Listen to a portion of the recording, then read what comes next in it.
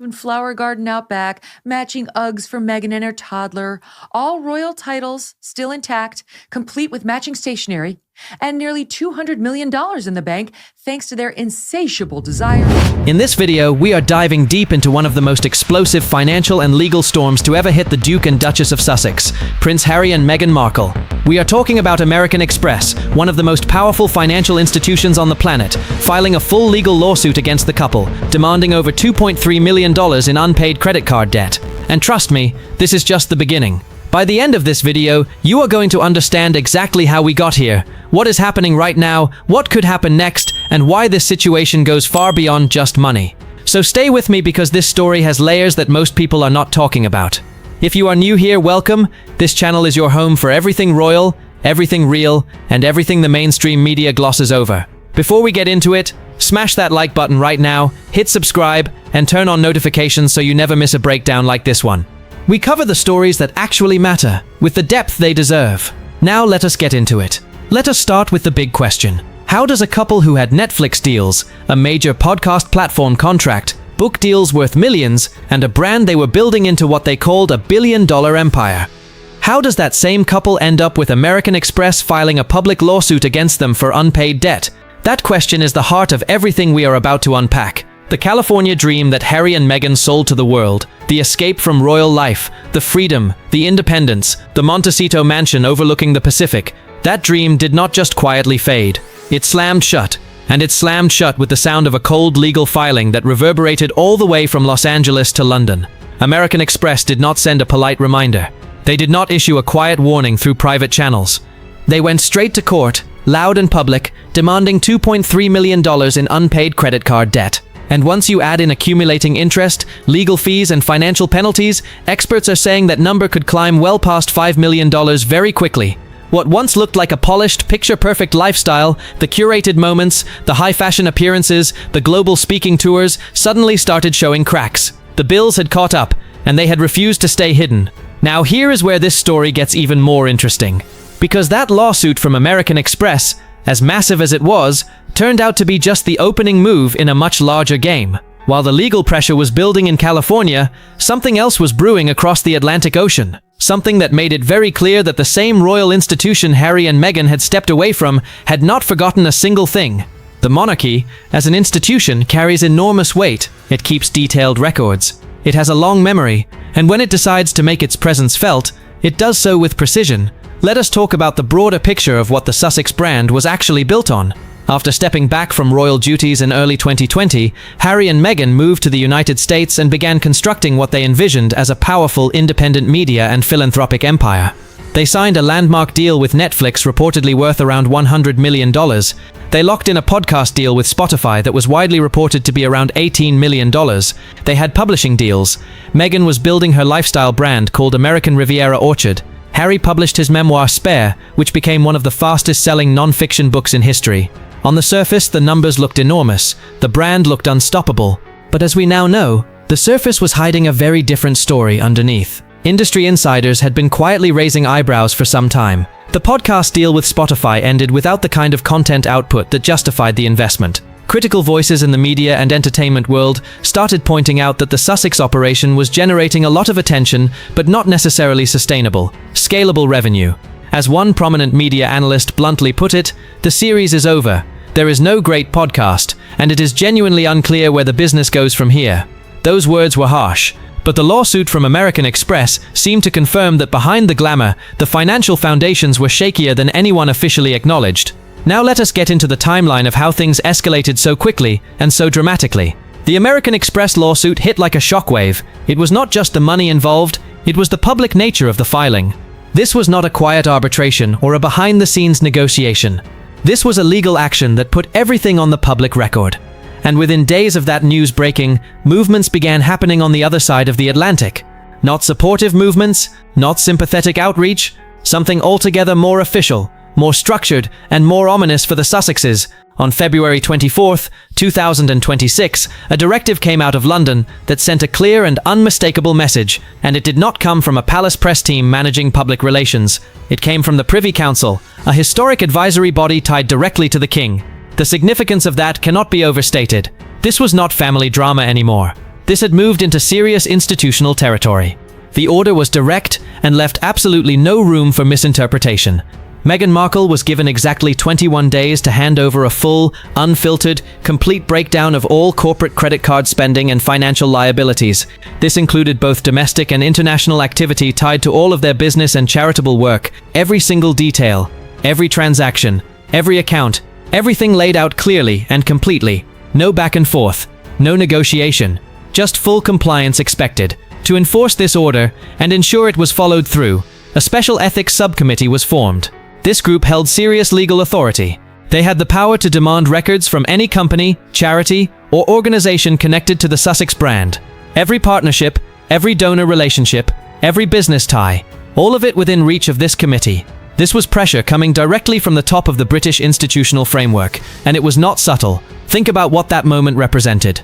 Harry and Meghan had built their entire post-royal narrative around freedom. Freedom from the constraints of palace life, freedom from the institution, freedom from scrutiny. And yet here was the institution, reaching across an ocean with a formal legal mechanism, saying in effect that freedom comes with accountability. You cannot carry the titles, benefit from the brand equity of the royal name, and operate without transparency. That was the message, and it was received loud and clear. The 21-day deadline was not randomly chosen either. Sources close to the palace legal operation made clear it was a calculated move, timed precisely to align with the High Court's next scheduled session.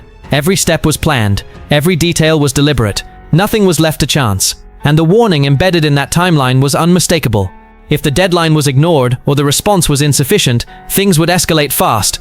This was not another strongly worded letter. This opened the door for state-level intervention with serious legal authority. The Crown would have had the legal power to bring in forensic accountants, backed by warrants, giving them access to everything, from Arkwell's secured digital systems, to personal cloud storage, to complex offshore financial accounts. Total exposure. No filters. No grey area. The pressure hit almost immediately. Quiet mornings at the Montecito estate, which had always been sold to the public as a peaceful, serene retreat, turned into something else entirely. Legal notices began arriving in stacks. High-powered attorneys were being flown in from New York on private jets, which ironically added even more to the mounting financial pressure. Crisis communication experts, the kind who specialize in handling catastrophic public fallout, were brought in on expensive retainers. The estate transformed from a dream home into something closer to a war room. Legal reviews, strategy sessions, financial audits, constant updates. The ocean views that had once been the centerpiece of so many carefully crafted public appearances faded completely into the background as the walls began closing in. At the same time, the American legal system was moving forward with quiet efficiency. The Los Angeles Superior Court scheduled a default hearing for the 15th of April, 2026. That date carried enormous weight. If Harry and Meghan failed to respond appropriately, American Express could move fast and request enforcement through the California Sheriff's Department. And here is where it gets particularly dangerous for the couple. Under California's community property laws, the legal exposure is not limited to business assets alone. It is almost everything. Their home, their vehicles, artwork and collectibles, shared bank accounts, all of it could potentially be on the table. The very legal system that had in many ways represented the safe harbor of their American life was now becoming a significant and very real vulnerability. Then came another blow from across the Atlantic. Palace legal teams indicated that UK-based licensing payments and royalty streams, any income flowing from British sources connected to their royal identities, would be paused pending the completion of their internal review. The timing was precise and unmistakably intentional. Now the pressure was coming from both directions simultaneously. In the United States, physical assets were under threat. In the United Kingdom, income streams were being restricted. A two-direction financial squeeze with very little room to maneuver in either direction. To understand the full scale of the institutional response, you need to understand what the British Crown actually represents as an entity. It is not simply a family.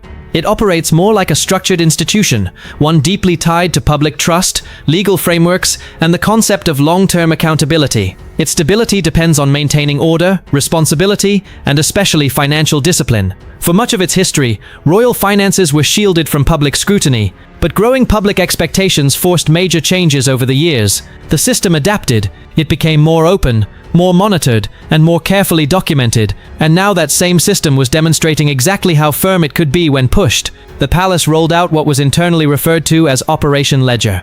This was not a simple internal review. This was a full-scale forensic financial breakdown designed to leave nothing unchecked. Leading the entire operation was Sir Malcolm Hurst, former head of the Serious Fraud Office in London. His reputation is built on being sharp, methodical, and completely unmoved by status, public profile, or personal connections. He deals in numbers, in records, and in hard, verifiable proof. His appointment sent a crystal-clear message about how seriously the institution was taking this situation. Sir Malcolm's first mission was to conduct a comprehensive audit of the royal household itself, establishing an unassailable standard of financial transparency that could withstand any challenge. And critically, this was not happening behind closed doors. The process was designed to be visible and publicly verifiable. Every grant from royal patronages, every donation flowing to or from charities, every payment to vendors and service providers, all of it logged, checked, and matched line by line. And then the palace took the bold step of releasing open-source spreadsheets publicly online. Anyone, journalists, academic researchers, ordinary citizens, online communities, could go in and examine the data themselves. Financial records became something the public could independently verify in real time. Princess Anne stepped in personally, ensuring her own funding and patronage money was fully included in the audit. That gesture was significant. It demonstrated that this process was not being used to selectively target one part of the family. It was a uniform standard being applied across the institution.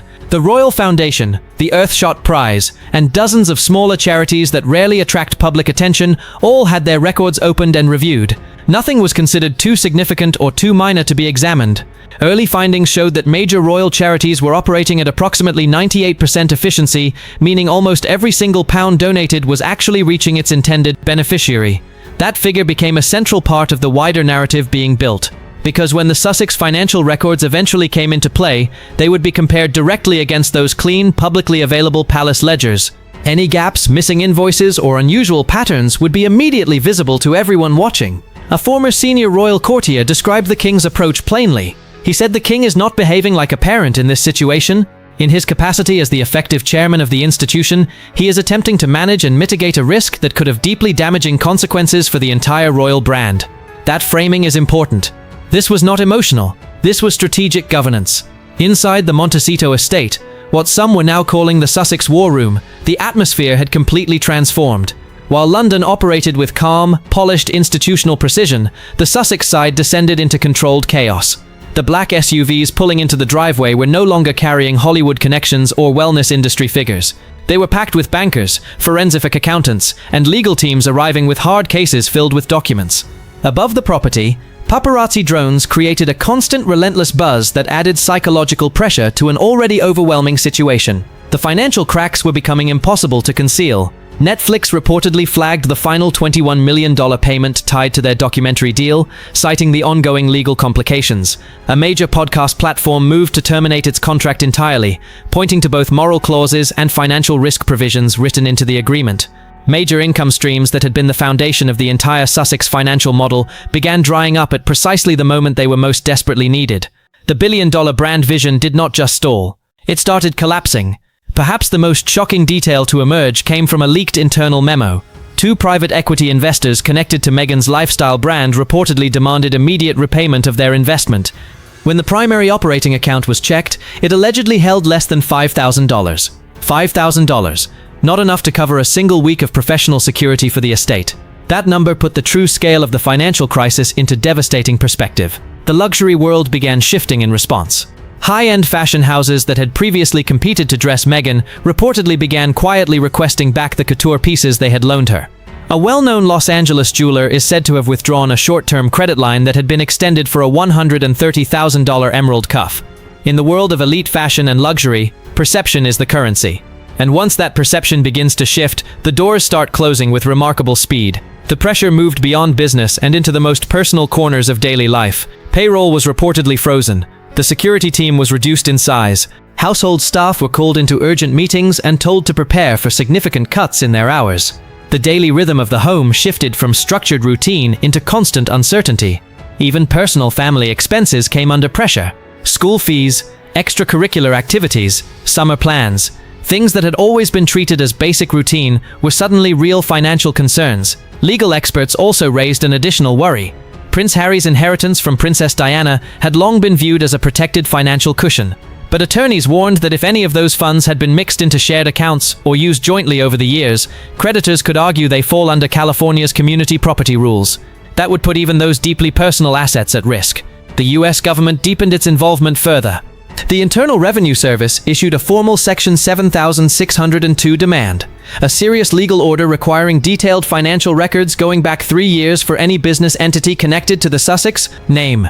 Investigators were reportedly examining deductions tied to clothing, international travel, and private jet usage that had all been categorized as business expenses. Civil penalties for underpayment under IRS rules can reach as high as 75%. The financial exposure was compounding rapidly on every front. As the 21-day deadline approached, the Sussex team made their move. Encrypted hard drives and sealed binders containing early financial disclosures were shipped to London under strict handling procedures. Identical datasets were simultaneously sent to both St. James's Palace and American Express offices in London. The goal was to demonstrate cooperation and project the appearance of transparency. Online, the reaction exploded globally. But when Sir Malcolm Hurst's audit team reviewed the early disclosures, the findings raised serious red flags immediately. The Sussex submissions were described as incomplete and heavily edited. There were missing invoices, gaps in timelines, and entire months where spending was not satisfactorily accounted for. That level of inconsistency triggered immediate concern among investigators. American Express's legal team moved swiftly in response. They filed a motion arguing that the incomplete disclosures indicated bad faith and suggested assets may have been deliberately concealed from creditors. The court responded by moving the hearing date forward, cutting the already compressed timeline even further. In the court of public opinion, the damage was equally immediate. Veteran organizations and non-profit groups that had previously partnered with the Sussexes released statements publicly praising the palace's transparency. Sponsors who had once rushed to associate themselves with the Sussex brand began stepping back and quietly aligning with royal projects that had no Sussex connection. The separation was deliberate, visible, and telling. Harry and Meghan had spent years carefully building a public image based on authenticity, independence, and moral courage. And as one commentator observed, their most valuable asset was never the Netflix money or the publishing advances. It was credibility. It was the sense that their story was real and their motivations were genuine. Now that credibility was the thing under the most severe pressure, and in a world where perception drives every opportunity, every partnership, every deal, every open door, losing public trust hits harder and lasts longer than losing cash. There is even the acknowledgement, raised by a constitutional expert from Cambridge, that under extreme circumstances, formal discussions around royal titles were not categorically off the table. The expert stated it plainly. A royal title is a gift of the king. It is not a right.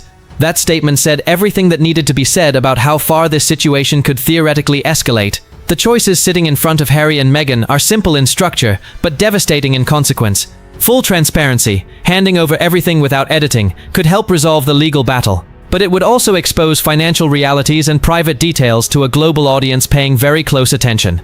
The alternative, continuing to hold back, carries its own enormous risk. More legal action, escalating scrutiny, assets placed in further jeopardy, and potentially, conversations about the very titles that remain the last formal connection to the institution they walked away from. This situation is no longer just about an unpaid credit card bill. It has become a defining moment, not just for two people trying to navigate a financial crisis, but for how modern royal identity operates in a world that demands accountability from everyone, regardless of their background or their brand. The Crown's response has demonstrated something important and lasting.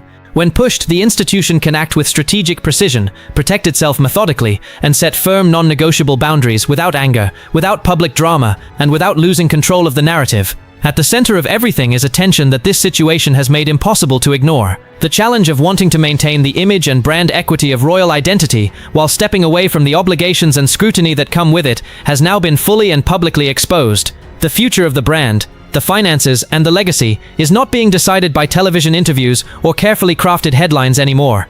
It is being decided by documents, by financial records, and by what can actually be proven when accountability is no longer optional. If you made it this far, thank you genuinely for watching. It means everything. If you found this breakdown valuable, please hit the like button right now. Make sure you are subscribed and turn on notifications so you catch every update as this situation continues to develop. Share this video with someone who needs the full picture, because the mainstream coverage is barely scratching the surface on this one. And now here is the question I want you to answer in the comments below. Do you believe Harry and Meghan will choose full financial transparency to resolve these legal battles, or do you think they will continue to fight back and let this escalate further into the courts? What is your honest prediction? And more importantly, what do you think the right move actually is for them at this point? Drop your answer below. Let us have a real conversation. Until next time, stay informed, stay sharp, and we will see you in the next one.